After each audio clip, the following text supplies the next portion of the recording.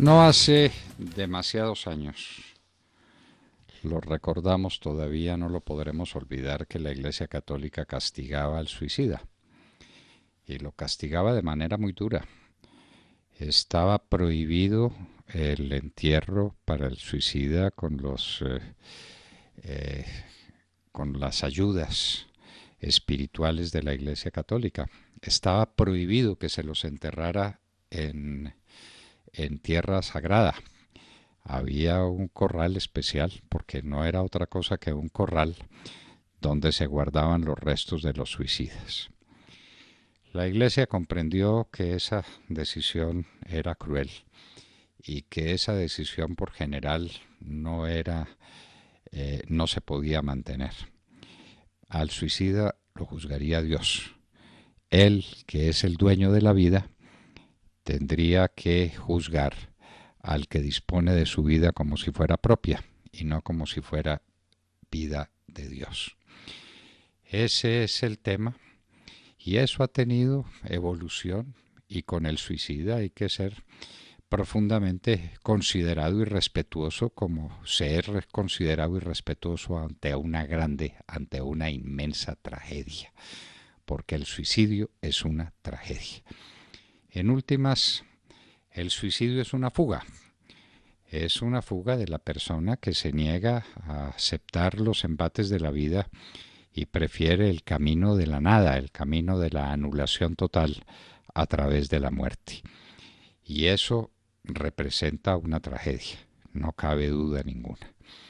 Que hay que respetarla como a todas las tragedias, que hay que comprenderla en la medida en que fuera posible comprenderla.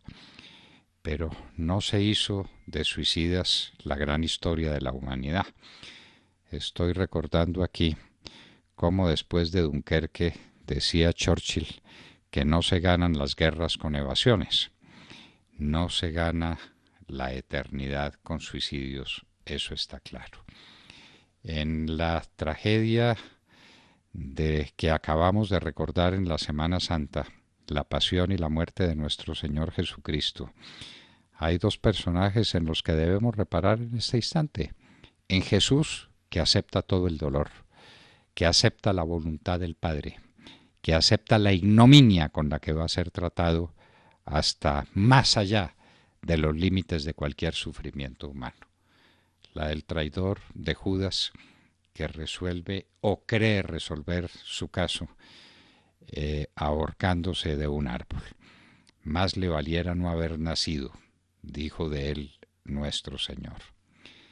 Todo esto viene a propósito de las manifestaciones enormes que se hicieron en Lima y en el Perú en general con el suicidio de Alan García, que los peruanos tienen todo el derecho a celebrarlo, a engrandecerlo, a recordarlo por lo que hizo en vida, pero desde luego no por el suicidio que cometió, que ese no es el acto más feliz, digamos, de la vida de Alan García.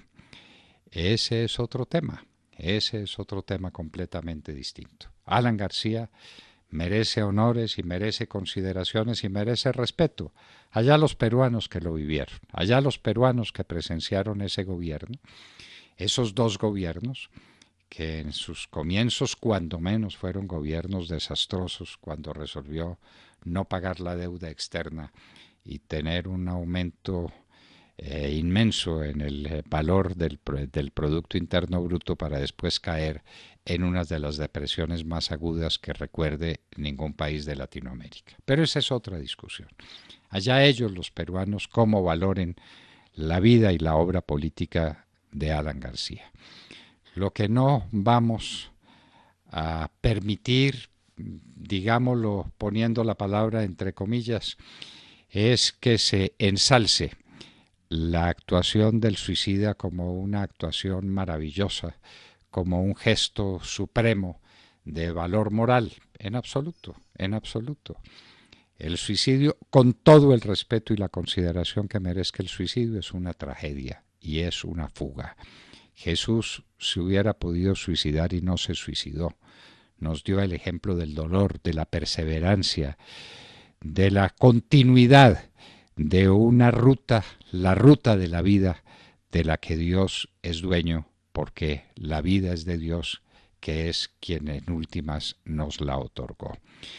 Así pues que respetamos todas las manifestaciones que se hicieron de dolor y de indignación por la muerte de Alan García, pero no vamos a seguir el juego de los que pretenden declarar el suicidio como una grande cosa, como una inmensa manifestación de libre albedrío. Al contrario, es la negación total de la libertad, porque es utilizar la libertad para destruirla por completo, porque la libertad no tiene sino un sustrato posible, que es la vida.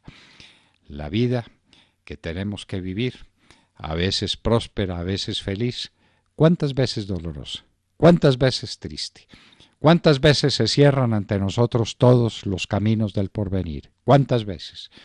Y lo tenemos que soportar con humildad y con heroísmo, si fuere necesario, pero no por el camino de la fuga, por el camino de la huida, por el camino del suicidio. En últimas, que respetando lo que un suicida hace en el momento crucial de su vida, y respetándolo porque somos ajenos a los movimientos espirituales íntimos que llevan a una determinación tan trágica, lo que no vamos a permitir es que se nos imponga el suicidio como una forma excelsa de conducta, como una categoría especial de la vida.